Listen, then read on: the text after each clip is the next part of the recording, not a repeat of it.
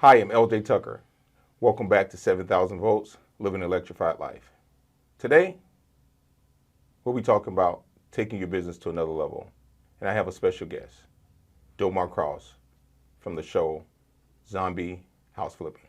Welcome to the show. Thanks, man. Thanks for having me. Good to see you, sir. Yes, sir. Man, so we've been knowing each other about a little bit over a year now? Yeah. Did some projects together? Yeah, absolutely, man, and I appreciate it.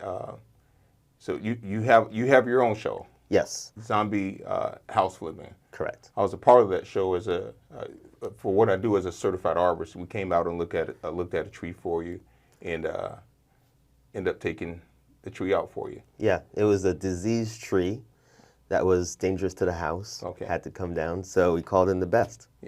Amen to that. And so sometimes people think that when they see you on TV or they see us on these shows or they see you where you're at in your business, they just think, oh man, he made it overnight. So how did that work out? 20 years to be an overnight success. It was a lot of work, a lot of sacrifice, a lot of sleepless nights, a lot of blood, sweat, and tears. The journey to entrepreneurship is not easy. And if it wasn't for my mentors, my coaches, I wouldn't be here today. You know, when I was 20 years old, that's when I became an entrepreneur. I started my entrepreneurship journey at 20 years old as a broke college student. I was doing balloon animals back then. I was a balloon artiste, as I say, making pregnant monkeys and a lovebirds kiss and all that stuff. And I was also doing door-to-door sales, selling Dish Network satellites back then, trying to make enough money just to pay my bills and survive. And after a while, I just got sick and tired of being broke. My parents had to oftentimes bail me out every month financially to help me cover my bills, and I just got sick and tired of being broke. And so I stumbled upon a book called Rich Dad Poor Dad, and it opened up my eyes to the possibilities of what could be with real estate.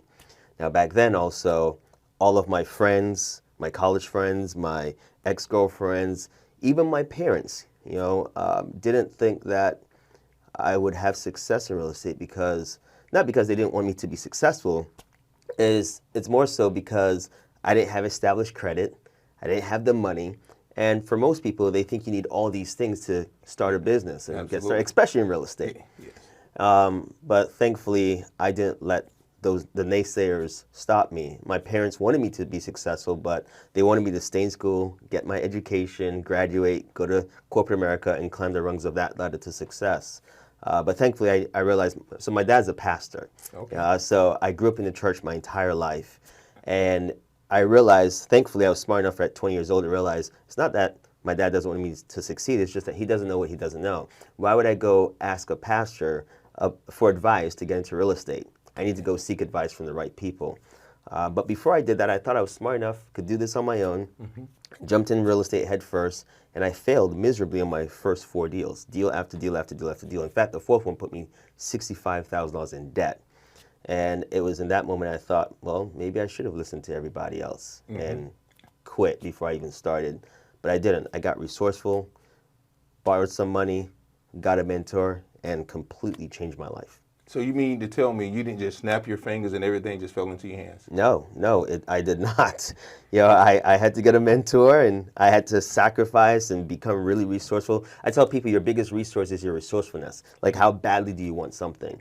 And so I got a mentor, and you know, he taught me the art of what's called wholesaling. Today I call it paper flipping, because you're essentially just putting a property on the contract at a discounted price with a motivated seller who wants to sell. You're helping to solve their problem and stop their financial bleeding by putting their property on the contract and then finding a buyer to come in and buy the house, and you get paid nicely for that.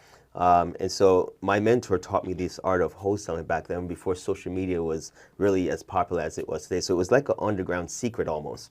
And I started making upwards of $50,000 a month in my early 20s. But then the recession came, and I lost everything again. Filed Chapter 7 bankruptcy and everything. I even got married.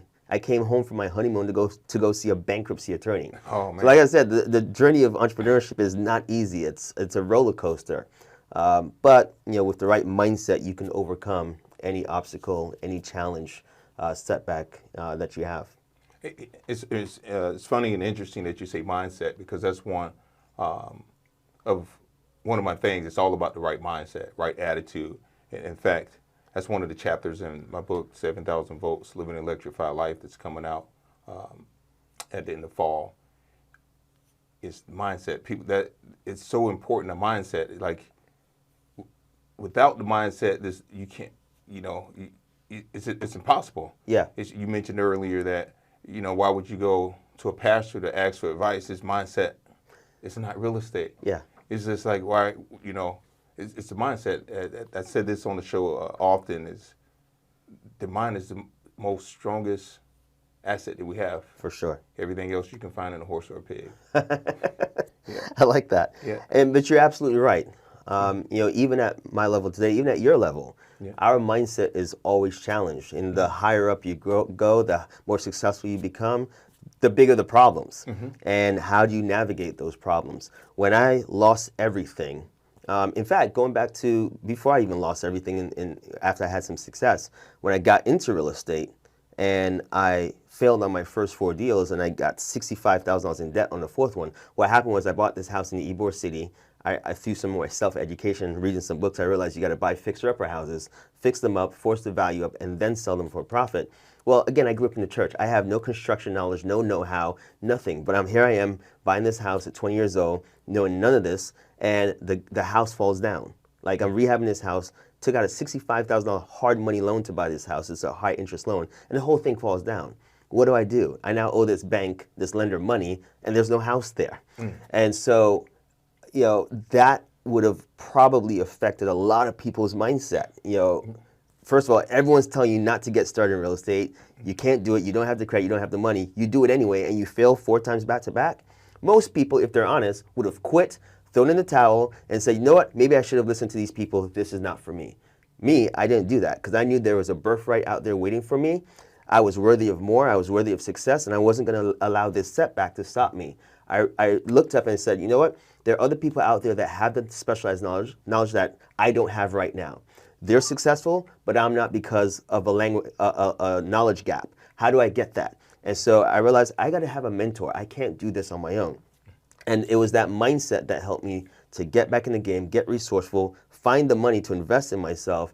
And again, it changed my life forever. So your show is called the 7-Figure Vault. 7,000 Volts. Yeah. Live an Electrified Life. Yeah, so 7,000 volts. I tell everyone that decision I made that day was a 7-figure decision. I didn't know it at the time. To invest in myself, that was a 7-figure decision because I took out a student loan for $15,000. That money was supposed to be used for my school and my tuition, my books. I could have used that money to pay the lender who I owed $65,000 to and work out a payment plan on the balance owed. But instead, at 20 years old, I made the decision. I was scared, but I made the decision to invest in a mentor. And in the last quarter of the year 2005, I made $60,000. Enough money to pay back the loan, pay back the lender. Well, before I paid back the lender, my mentor taught me how to do a partial release on the lot. Because now I just own a lot. The house is gone. I just own vacant land now. So my mentor negotiated with the lender to allow me to sell the lot to a builder for the value of the lot at that time, which was 30 grand. So that brought my debt down with the lender to 35 grand. So when I made $60,000 in the last quarter of the year 2005, because I failed the first 3 quarters, that was enough money to pay back the student loan, pay back the balance to the lender, and put a little money in my pocket, and then continue earning. So mindset is key, and it's critical to your success in any business. This is so true. That reminds me of one of my setbacks. I want to say it was in 2004. We're in 9 Eagles, and I don't have any of the equipment that I have today, and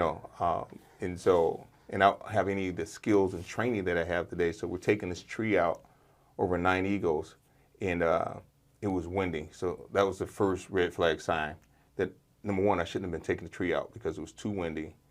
I didn't have the experience and know-how. So we're taking this tree out, and it's over a bird cage. And I'm using the cables and the ropes the way I know how to my limited knowledge at the time. Anyways, the wind picked up. Not only did I almost lose my life because the wind just took this thing, snatched it in the air, and hurled it over my head and crashed into the bird cage. I was like, man, I was lower than a snake's belly, man. I was like, man, there went that job. So I walked away for a second, just gathered myself, get back in. I said, listen, we got to get this tree out with the guys that were working with me at the time.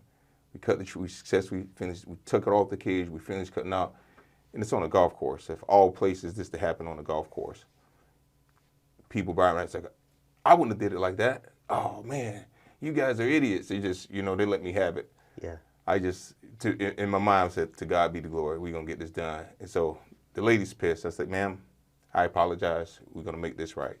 And so we finished taking the tree out. Now she's got a damaged bird. I said, no problem. My insurance will take care of it. Find out my insurance is just a lapse. Oh, man. I said, can this get any worse? So I said, ma'am, hey, this is the situation.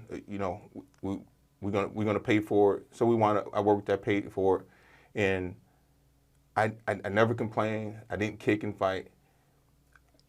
I handled that job, and believe it or not, that was one of like my worst experience, and I gained more work because the other people that were sitting off in their house watched the situation unfold and how we handled the situation. It's like, man, you as cool as a cucumber under fire. He said most guys would just drove off and just took off because they've seen stuff like that happen before. I said, well, that's not in my DNA.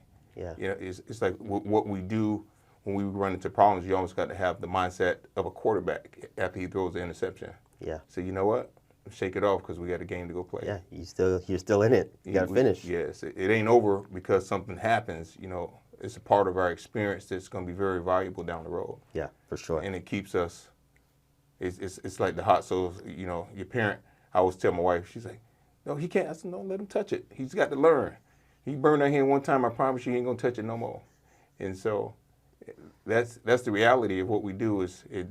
Some people don't have the stomach for it. Some people, once they get a little adversity, they pack their little bags and they out. Yeah. And that's the difference of separation in what we do. Absolutely. Absolutely. Mindset is what separates successful folks from the ones that say they want success, but they don't have the stomach for it. Little adversity comes, test comes, and they run away. I always tell people, like you can't have a testimony without going through some tests. Yes. You have to go through some tests, some trials, and challenges. And one of my mentors always told me, like, Dolmar, pressure is a privilege. Look at how many people would love to have the life you have and the success you have, LJ, but they have no idea how much you went through to get to where you are today. Yeah. Pressure, a lot of pressure. Yeah. Pressure is a privilege. You know what makes a diamond? Pressure. Yes. Right? An immense amount of pressure. And so that pressure, I would say to embrace it. It is molding you, it is nurturing you, it is preparing you to step into your greatness. Yes. So I have a question. So we heard about the beginning. So how did you get to having your own show on A&E?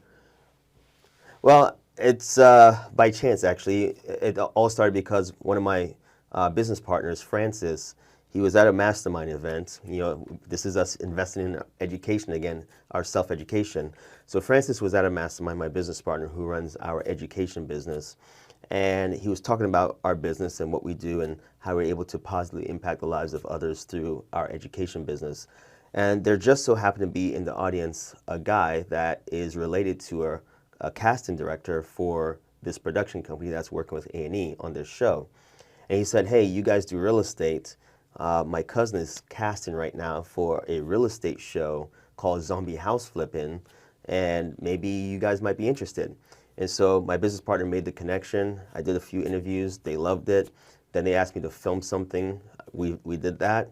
And they sent it off to A&E, and they loved it. They're like, get that guy a contract. And so the show Zombie House Flipping was actually started by the original cast in Orlando. That cast started the show, and they did the first 4 seasons of the show Zombie House Flipping. Awesome crew, awesome cast. The show did really well for the network A&E. And so A&E decided, you know what, we want to franchise this show and open up other cities. So they opened up Tampa and Dallas. And so now there's 3 different cities, Orlando, Tampa, and Dallas for the show Zombie House Flipping. And I represent with my team, Team Tampa. Team Tampa. Yep. Yeah, it was awesome seeing that footage when we did the Wall Street. That's a perfect name too, Wall Street, when we did the show on Wall Street. So yeah, house in South Tampa. Yes. So that turned out really well. And man, I'm proud of you, man. I didn't know of you when I think I met you through McConaughey. She's like, my friend, they need a certified arborist. Yeah. Talking about being prepared in your craft and what you do Yeah. when the opportunity presents itself. Yeah. And that's all in preparation. Like sometimes people think they can snap their fingers. Oh, I want something where it's not that hard and easy. I remember telling a buddy not too long ago, I'm like, good luck with that. Let me know how that work out for you. He said, what do you mean? I said, man, if you look for based on what you said, what you're looking for don't exist. Yeah. It don't, because once you have it, you have to nurture it. It's like, I was talking to a customer this week. He's like, hey, I want to replace my sod with Celebration. I'm not used to this sod. It's Celebration Bermuda. And then I had to think about that. I said, man, that's golf course glass. Why would you want to do that? He's like, oh, because a buddy of mine told me. I said, listen, I did my research in this grass right after you told me what you wanted. Number one, it's golf course grass. Number two, you have to have a whole differently more to take care of it. Number three, it takes like 5 times as much work to take care of this particular side. Yeah, the maintenance isn't. I said, why are you replacing your front yard again? He said, oh, I can't. I said, because you don't take care of it. I said, the easiest this going to get for you is to go ahead and get artificial turf in your front yard like you did the backyard. You don't have an HOA, so they can't say no. Yeah. He said, that might be a good idea. I said, you think? I said, you're about to invest another $2,000 in your front yard, and you're not going to be able to take care of it. Yeah. So you can cut to the chase, just get artificial turf in your front yard, buy yourself a good blower, because you're going to have to blow off the leaves and stuff. Yeah. That's the only reason in that situation that your problem won't be solved. Yeah. Yeah. Everybody want easy street. Remember that show? It was Annie? Annie? Remember they kidnapped her, the people kidnapped her, and they had a ransom for $50,000. And I remember, because they singing the song, she's like, they started singing the song Easy Street, they ain't gonna have to work no more with $50,000. I said, man, only if they do. That's nothing. Yes, That's nothing.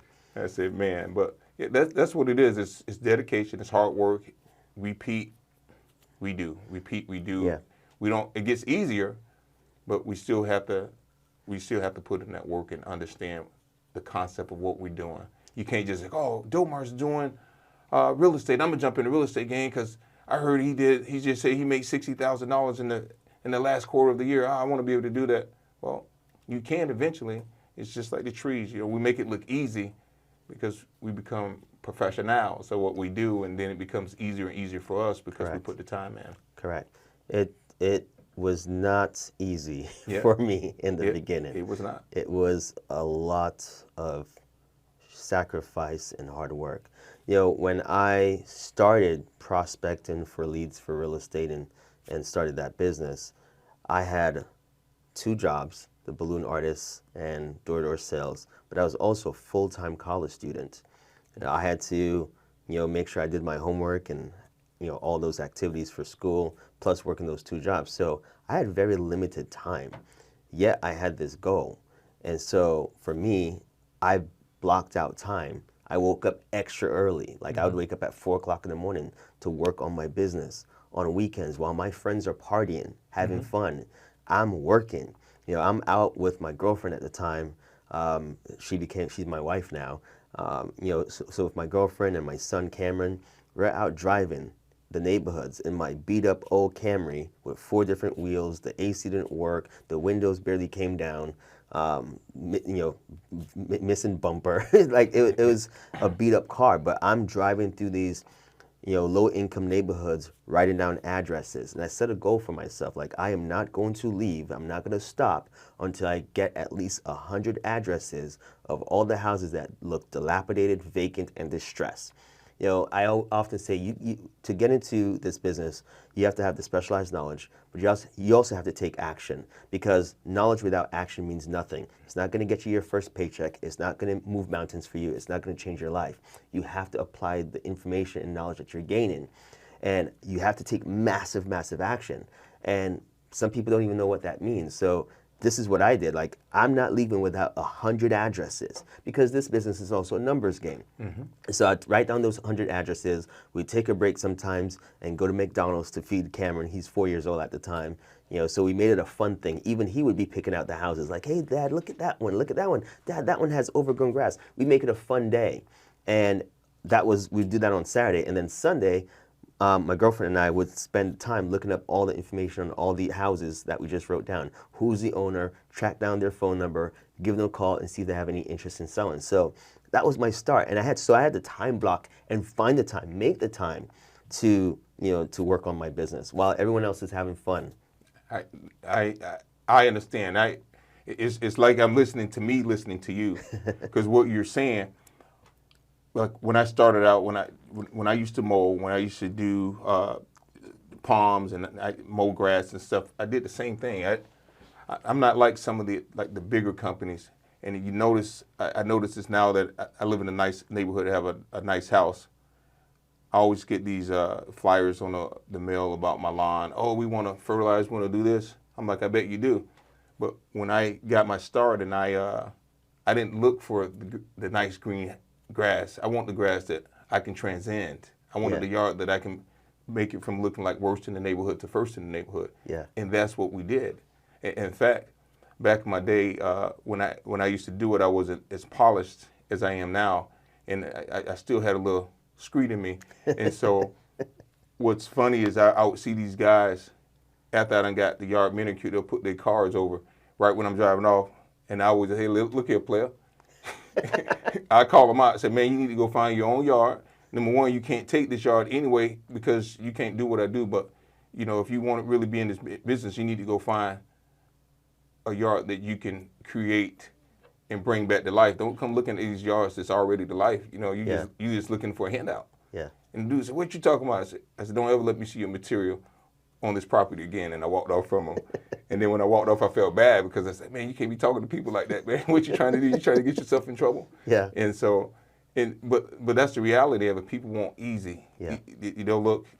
They won't do what you did. They won't go look for the worst looking house to take investment. They want something that's shiny already. They don't want to put the work in. No, and so they're not going to get very far. Or they'll make some quick money doing some things, but it's not long lasting because they don't have the skills or the discipline or the training to really stay the course and turn it into something fruitful.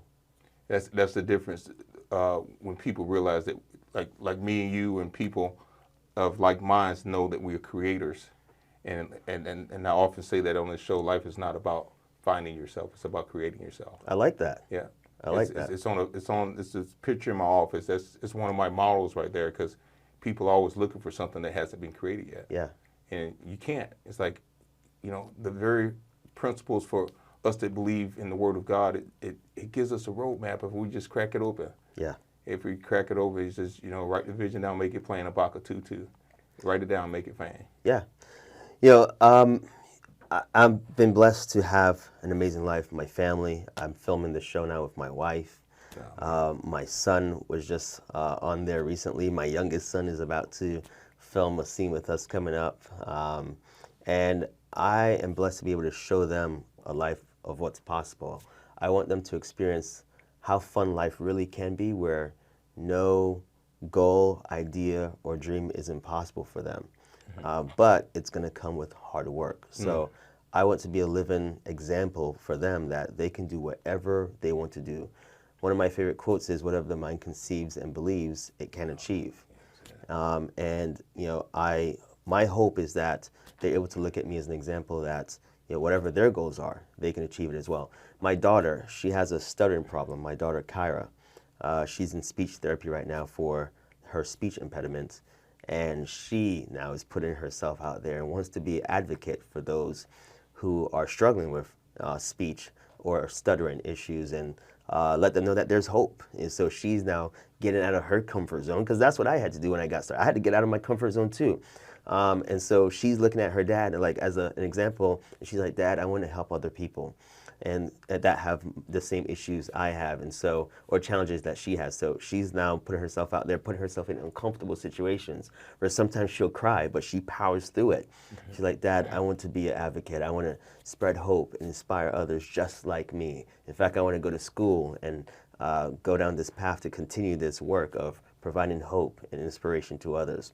That's very moving for me to see my kids doing what they're doing. My oldest son, now pursuing his goals, his dreams, as a coach, helping other people with their businesses, with marketing and so on. So I'm playing just a small part of that, but it's rewarding for me to see my kids taking that baton and continue in their life, in their goals. They're not pursuing the same industry I'm in, but they're doing something that they're passionate about, but using the same principles that govern success. Waking up every single day, what are the habits that I need to do to get me one step closer every single day to my goals? And that's the way it is. And that's what helps take business to another level. That's what helps take your life to another level. It's simple, and sometimes I almost feel like it's like when I'm sitting here sharing this information, like it's almost plagiarism, because it's like, man, everything that I'm doing, either I read it in a book, I watched somebody's podcast, or I watched the life of somebody else, my mentor, and I just paid attention and I applied. Yes, there you go. And I applied it, and it's like that's what really separates going to another level in your life or business is just applying the information. It's like we have a mountain of different trucks and chainsaws. We have all these different pieces of equipment, stump grinders, tractors, and they're only good right now. They're sitting in idle because we're not working today in the field. So they're only good when they're being used in the right application. Yeah. And once they're applied to, I remember early in business when I was door knocking and I was getting a bunch of no's. I said, you know what? Nobody else is going to tell me no. So I hopped out of my truck. I said, the next palm tree I see, I'm just going to trim it. I put my ladder on the truck. I didn't have a chainsaw at the time because I just always used a little pole saw. The guy said, what are you doing? I said, I'm trimming your tree. He's like, I didn't ask you to trim my tree. I said, sir, people been telling me no all day.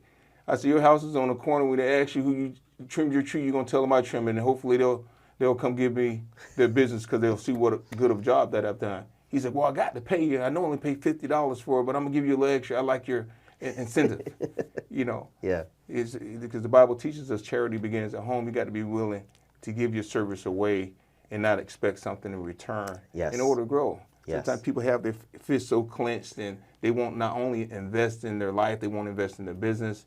They won't buy the book. Yeah. They won't listen to a free podcast or the free information. Like, we're living in an age that if you're struggling in life, you don't have to. I'm not badgering anybody, but if you're struggling, you don't have to. You just got to have the mindset, you know what? I want to do better. Yeah. And then you start researching of how I can be better. What is it that you like to do? And just, you have to gravitate towards that field around people that's going to point you in that direction to help you be successful. Yeah, I would say don't be afraid to invest in yourself. And sometimes it's going to take money. Mm-hmm. So be resourceful. Get what you need. Be resourceful. Get the money. Invest in your self-education. Invest in courses. But don't, like you said, knowledge without application means nothing. Absolutely. And so you have to apply the knowledge. I see so many people, buy courses, go to events, but they do nothing with it. You just stack it up. You go in those houses, you go in those places where people got a million books. Yeah. I'm like, what are you doing with those books? Oh, this book here. I said, what have you done with the books that you got? Exactly. Well, what I was saying is, and what I'm going to do is, I'm just trying to wait. I said, wait broke the wagon down, my friend. Yes, And exactly. I'm always saying, it's like, I'm not trying to preach to you. And this is why I don't have as many as friends, because when you start growing, it becomes easier, but you also lose some acquaintance because you're on two different levels. Correct. Some of the friends I used to have in college are no longer friends today. Or they're acquaintances, but we just don't communicate as much because we just have two different mindsets. We're on two different paths.